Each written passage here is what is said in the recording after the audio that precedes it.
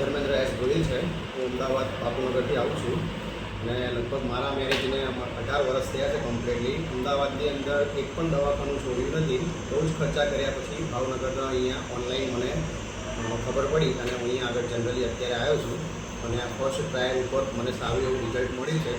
એ બદલ અહીંયા સ્ટાફ પણ બહુ સારામાં સારું સપોર્ટેડ છે અને ડૉક્ટર આ મધુદીપ હોસ્પિટલના એકદમ નોર્મલ વ્યાજબી ભાવે બેસ્ટ ટ્રીટમેન્ટ કરીને આપે છે અને ફર્સ્ટ ટ્રાયલે અમને લોકોને સફળતા મળી છે.